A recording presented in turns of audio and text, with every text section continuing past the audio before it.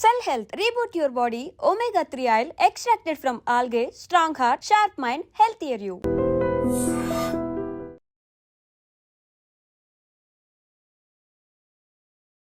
Welcome to iDream media. So రాత్రి నిద్రించే ముందు గోరువెచ్చని నీటిని తీసుకోవాలి. ఇది మన ఆయుర్వేదంలో చెప్పబడింది. ఇది ఒక ప్రాచీన వైద్య విధానము. ఈ రెమెడీని పాటిస్తే చాలా రకాల అనారోగ్య సమస్యలకు చెక్ పెట్టవచ్చట. మరి దీని గురించి పూర్తి వివరాలు తెలుసుకుందాం. ఈరోజు మనతో పాటు ఉన్నారు ప్రముఖ ఆయుర్వేద వైద్య నిపుణులు ప్రొఫెసర్ డాక్టర్ టి వేణుగోపాలరావు గారు from Ojas ayurvedic centre Chikkadpally. Doctor గారు నమస్తే. ధన్వంతరియే నమః. నమస్కారం. డాక్టర్ గారు, జనరల్గానే చెప్తూ ఉంటారు ఆయుర్వేదంలో చెప్పిన చిట్కాలన్నీ కూడా సో రూట్ కాజ్ ఏంటి దాన్ని ట్రీట్ చేస్తుంది. సో దానివల్ల మిగతా వచ్చే కాంప్లికేషన్స్ అన్నీ కూడా తగ్గిస్తూ ఉంటుంది. అయితే రాత్రిపూట గోరువెచ్చని నీళ్ళు తీసుకోవాలని ఈ ఆయుర్వేద గ్రంథాల్లో చెప్పబడింది. ఇది ఒక ప్రాచీనమైన ఒక రెమెడీ. అసలు ఏంటి డాక్టర్ గారు? ఇప్పుడు మీరు అడిగిన ఈ విధానాన్ని ఆయుర్వేద పరిభాషలో లేకపోతే ఆయుర్వేద వైద్య విధానంలో నిషి ఉష్ణోదక పానం అని చెప్పారనమాట. ఉష్ణోదక పానం. నిషి అంటే రాత్రి, ఉష్ణోదకం అంటే వేడి నీళ్ళు, పానం అంటే తాగడం. సింపుల్. రాత్రిపూట వేడి నీళ్ళు లేకపోతే గోరువెచ్చని నీళ్ళు తాగడం. నిషి ఉష్ణోదక పానం అని మనకు చాలా ఆయుర్వేద గ్రంథాలలో, ముఖ్యంగా భైషజ్య రత్నావళి, యోగరత్నాకరము, బసవరాజీయము ఇలాంటి గ్రంథాలలో మనకి దీని గురించి బాగా చెప్పారనమాట. అయితే ఈ నిషి ఉష్ణోదక పానం అంటే ఏంది, ఎలా తాగాలి, ఎవరు తాగాలి, ఎంతకాలం తాగాలి, ఇవన్నీ ప్రశ్నలు. సో దాదాపుగా నేను నా దగ్గరికి వచ్చే ఎక్కువ మంది పేషెంట్స్కి సజెస్ట్ చేసేది అంటే 100% మందికి, అంటే వాళ్ళ అవసరం, ఇది తాగాల్సిన అవసరం వాళ్ళకి ఇది నేను సజెస్ట్ చేస్తాను. దాదాపు 15 ఏళ్ళ నుంచి నేను ఇది సజెస్ట్ చేసుకుంటూ వస్తున్నాను. అద్భుతమైన ఫలితాలు ఉంటాయమ్మా. చాలా సింపుల్ రెమెడీ, సింపుల్ చిట్కా. మన చిట్కా అంటే మనము ఏదో మనము దీన్ని చిన్న చూపు చూడొద్దు. దాంట్లో ఎంతో సైంటిఫిక్ రీజన్ ఉంటుందన్నమాట. నేను చెప్తాను దీన్ని ఎలా చేసుకోవాలి. నిషి ఉష్ణోదక పానం అంటే ముఖ్యంగా ముందు ఉష్ణోదకం అంటే వేడి నీళ్లు, దాన్ని ఎలా తయారు చేయాలి, ఎట్లా చేసుకోవాలి అంటే మామూలు మన ప్రిపరేషన్ కూడా చాలా వేరుగా ఉంటుంది. ఏదో నీళ్లు గోరువెచ్చగా చేసుకొని పొయ్యి మీద పెట్టి గిన్నెలో వేడి నీళ్ళు వేసుకొని తాగడం కాదు. దానికి ఒక పద్ధతి ఉంటుంది అన్నమాట. సో ఆ పద్ధతి ఎందుకు చెప్పారనేది కూడా దానికి రీజన్ చెప్తాను. ముందుగా ఎలా చేసుకోవాలంటే మామూలుగా మనం తాగే నీళ్లు, చాలామందికి అపార్ట్మెంట్లు ఉన్న వాళ్ళకి ఆర్ఓ నీళ్లు మాత్రమే దొరుకుతాయి. లేదు, కొంతమందికి మున్సిపల్ ట్యాప్ నీళ్లు దొరుకుతాయి, కొంతమందికి బావి నీళ్లు దొరుకుతాయి, మినరల్ వాటర్ కూడా దొరుకుతాయి. కాకపోతే ఏంటంటే వీలైనంత వరకు మినరల్ వాటర్ అవాయిడ్ చేయండి, ఆర్ఓ వాటర్ కూడా అవాయిడ్ చేయండి వీలైతే. దీని కొరకు ఏం చేయాలంటే ఒక గ్లాసు నీళ్లు లేకపోతే 2 గ్లాసుల నీళ్లు తీసుకోండి. ఇప్పుడు నేను చెప్పిన నీళ్ళని తీసుకొని ఆ 2 గ్లాసుల నీళ్లు మరగపెట్టాలన్నమాట. ఎంతవరకు మరగపెట్టాలి అంటే 2 గ్లాసుల నీళ్లు అర గ్లాస్ అయ్యే వరకు మరగపెట్టాలి, లేకపోతే 4 కప్పుల నీళ్లు 1 కప్పు అయ్యే వరకు మరగపెట్టాలన్నమాట. ఇప్పుడు తీసుకోవాల్సింది ట్యాప్ వాటర్. ట్యాప్ వాటర్ అయితే చాలా మంచిది, ఎందుకంటే ట్యాప్ వాటర్ మనకి కృష్ణా వాటర్ కానీ మంజీరా వాటర్ కానీ మనకి నదుల నీళ్ళే దాదాపుగా మనకి మున్సిపల్ వాటర్ తీసుకుంటే మంచిది అనమాట. బావి నీళ్ళైనా మంచిది. దీన్ని చతుర్భాగ అవశేష ఉష్ణోదకము అంటారు. అంటే ఒక భాగాన్ని 4 భాగాలు అయ్యే వరకు మరగబెట్టిన నీళ్ళు అనమాట. లేదు మాకు ఇంకా కొంచెం తొందరగా కావాలి, మాకు అంత టైం లేదంటే అర్ధ భాగ అవశేషం, అంటే 2 కప్పుల నీళ్లు 1 కప్పు అయ్యే వరకు, లేకపోతే 1 గ్లాసు నీళ్లు అర గ్లాస్ అయ్యే వరకు, అర్ధ భాగ అవశేషం. ఇంకా కొంచెం స్ట్రాంగ్గా కావాలంటే 8వ వంతు, అంటే 2 కప్పుల నీళ్లు 1/2 కప్పు అయ్యే వరకు అలా కూడా తీసుకోవచ్చు. లేదు అంటే అర్ధ భాగం కానీ చతుర్భాగంగా అంటే 1/4 రెడ్యూస్ కానీ లేకపోతే హాఫ్ రెడ్యూస్ నీళ్లు కానీ మనం చేసుకోవచ్చు అనమాట. సో మరగబెట్టి సన్నటి మంట మీద మరగబెట్టేసి కొంచెం టైం పడుతుంది, కొంచెం టైం పట్టినా ఓపికగా చేసుకొని దీన్ని ఏం వడపోయాల్సిన అవసరం లేదు. దాన్ని డైరెక్ట్గా మనము తాగగలిగేంత వేడిగా ఉన్నప్పుడు మీరు టీ లాగా తాగేసేయండి. తాగగలిగేంత వేడిగా ఉన్నప్పుడు దీన్ని తాగాలన్నమాట. సార్ మరి ఇది ఎప్పుడు తాగాలి అంటే దీనికి ఒక పద్ధతి కూడా ఉంది, తయారు చేసుకునే పద్ధతి ప్లస్ తాగే విధానం. ఎప్పుడు అంటే రాత్రిపూట భోజనం చేసిన తర్వాత 2 గంటల గ్యాప్ ఇచ్చి తాగాలన్నమాట. ఎందుకు అంటే మనకు తీసుకున్న ఆహారము పూర్తిగా జీర్ణమయ్యి మనకి పొట్టలోకి వచ్చినప్పుడు ఇది తీసుకోవాలన్నమాట. సో అందుకని ఏంటంటే మనకి ఈ ఫుడ్తోని కలవడం జరగదు. మామూలు ఉదాహరణకి మీరు 7 గంటలకి లేకపోతే 8 గంటలకు మీరు రాత్రి డిన్నర్ చేస్తారనుకోండి, 10ంటికి తీసుకోండి. లేకపోతే కొంచెం ఎర్లీగానే తీసుకోవాల్సిన మీకు అనిపిస్తే 7 గంటలకు మీరు భోజనం చేసేసి 9 గంటల వరకు తీసుకొని. మీరు ఒక 10 నిమిషాల తర్వాత పడుకోండి, లేకపోతే అర్ధ గంట తర్వాత పడుకోండి, మీ ఇష్టం.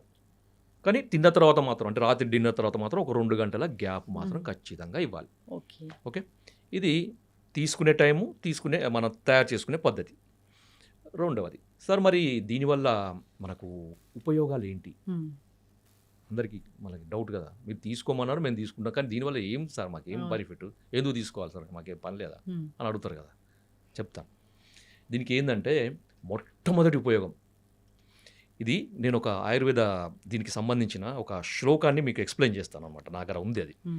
దీన్ని ఏమని చెప్పారంటే నిషి ఉష్ణోదక పానం శ్లేష్మ ఆమ మేధోగ్నం వస్తిశోధన దీపనం శ్వాసకాస జ్వరహరం పీతం ఉష్ణోదకం నిషి. దీంట్లో మనం గమనించాల్సింది ఏంటంటే ఆమదోషము, తర్వాత శ్లేష్మ దోషము, తర్వాత మేధోగ్నం, మేధస్సు అంటే ఫ్యాట్. ఎవరైతే ఇంతకుముందు నేను కొన్ని ఒబెసిటీకి వాడే మందులకు అనుగుణంగా అవి వాడుతూ కూడా రాత్రిపూట ఈ ఇప్పుడు నేను చెప్పిన విధానంలో వేడి నీళ్ళు కనుక తాగితే మనకి ఫ్యాట్ కూడా తగ్గుతుంది. ఖర్చు లేని వైద్యం అన్నమాట. కొంతమందికి ఏ మందు వాడడం సార్, మేము ఎక్సర్సైజ్ చేయం, డైట్ చేయం, ఏదైనా టిప్ చెప్పండి అంటే ఇది చెప్తాను నేను. ఇంకొకటి ఏంటంటే శ్వాసకాస పీనసం, అంటే మనకి అలర్జిక్ రైనైటిస్, కొంతమంది లేవగానే తుమ్ములు, దగ్గు, ముక్కు కారడము, కళ్ళు ఎర్రబడి, తర్వాత అంత ఛాతీలో అంత శ్లేష్మ, వీళ్ళందరికీ కూడా ఉపయోగం అనమాట. రెగ్యులర్గా తాగండి. మీకు తీసుకునే మందులకు అడిషనల్గా ఇది కనుక మీరు చేస్తూ ఉంటే మీకు మందులు అద్భుతంగా పనిచేస్తాయి.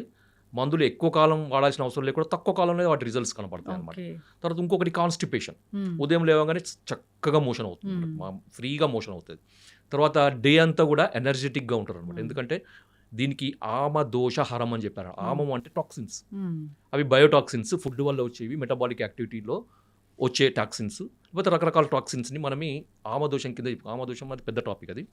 సో ఆమదోషం ఉన్నప్పుడు శరీరంలో అంత బరువు, నీరసము, లేకపోతే ఎప్పుడు చిన్న పని చేసిన తొందరగా అలసిపోవడము, లెథర్జీగా ఉండడము, దేని మీద కాన్సన్ట్రేషన్ లేకపోవడము, కొంచెం పని చేసినా కూర్చోవాలనిపించడం, కూర్చున్న తర్వాత పడుకోవాలనిపించడం, పడుకున్న తర్వాత పూర్తిగా నిద్రలోకి జారుకోవాలనిపించడము, తర్వాత చిరాకు, చిన్నదానికి చిరాకు, ఏదైనా కొద్దిగా సౌండ్ విన్నా కానీ ఆయాసం లాగా రావడం, దడలాగా రావడం, కోపం రావడము, రెస్ట్లెస్నెస్, ఇవన్నీ ఉంటాయి అన్నమాట. ఇవన్నీ కూడా ఆమదోషానికి సంబంధించినవి. సో ఇవి తీసుకోవడం వల్ల ఏమంటే బాడీ డిటాక్స్ అవుతుంది, శరీరంలో ఉన్న మనకి టాక్సిన్స్ అన్నీ కూడా పోతాయి అన్నమాట. పోయి బ్లడ్ ప్యూరిఫై అవుతుంది, మన పేగులలో ఉండే మలం, చెత్త చెదారము, తర్వాత మలం, మన టాక్సిన్స్ అన్నీ కూడా బయటికి వెళ్ళిపోతాయి. వెళ్ళిపోయి మనకి రోజంతా హుషారుగా ఉండేటట్టు చూస్తుంది అన్నమాట. సింపుల్ రెమెడీ, చాలా సింపుల్ రెమెడీ. ఎంత మనకి దీనికి ఏమైనా ఖర్చు ఉందా? ఏం లేదు. నీళ్ళు తాగి పడుకోవడం, పాలు తాగే బదులు పాలు, కొంతమంది జ్యూస్లో తాగే అలవాటు ఉంటుంది, అవన్నీ మానేయండి. మీరు జస్ట్ ఒక నీళ్ళు తాగండి, వేడి నీళ్ళే తాగండి, ఖర్చు లేని పని తాగండి. మీరు ఇవన్నీ బెనిఫిట్స్ వస్తాయి. తర్వాత ఇంకొకటి ఏంటంటే కొంతమందికి స్కిన్ డ్రై అవుతుంది, ఇప్పుడు చలికాలం కదా, స్కిన్లో హైడ్రేషన్ కూడా అవుతుంది, చర్మం మొత్తం తేమగా ఉంటుంది, స్కిన్ కలర్ కూడా పెరుగుతుంది దీంతో. ఎందుకంటే టాక్సిన్స్ అన్ని పోతుంటాయి కదా, బ్లడ్ ప్యూరిఫై అవుతుంది కదా, స్కిన్ కూడా మంచిగా గ్లో పెరుగుతుంటుంది, చూడగానే ఏదో హెల్తీగా కనపడుతుంది, ముఖం కూడా తేజస్సుగా కనపడుతుంది. సో ఇన్ని బెనిఫిట్స్ ఉన్నాయి. తర్వాత ఇంకొకటి ఏంటంటే ఇది కొంతమందికి ఈ హెచ్డిఎల్ లెవెల్, ఎల్డిఎల్ లెవెల్, మనకి లిపిడ్ ప్రొఫైల్ అంటారు కదా, లిపిడ్ ప్రొఫైల్లో హెచ్డిఎల్ లెవెల్ మనకి తక్కువ ఉండడం, ఎల్డిఎల్ లెవెల్ ఎక్కువ ఉండడము, టోటల్ కొలెస్ట్రాల్ ఎక్కువగా ఉండడం, వీళ్ళకి కూడా ఇది వాడుతుంటే, ఆ మందులకు అడిషనల్గా వాడుతుంటే కూడా మంచి బెనిఫిట్స్ ఉంటాయి. సార్ ఇవన్నీ చెప్పారు. మీరు ఇంట్రెస్ట్ ఉన్న వాళ్ళు ఈ పార్ట్ చూడండి, ఈ లాస్ట్ పార్ట్. ఇది కారణం చెప్తాను నేను ఎందుకు అని, ఎందుకు ఇది ఇంత అద్భుతంగా మీరు చెప్తున్నారు, దీని యొక్క ప్రాముఖ్యత ఏంటిది, అసలు దీని వెనకాల ఉన్న సైంటిఫిక్ రీజన్ ఏంటి. సింపుల్ అమ్మా, మనకి శరీరంలో స్రోతస్సులు అని ఉంటాయన్నమాట, నాడులు అని అంటారు.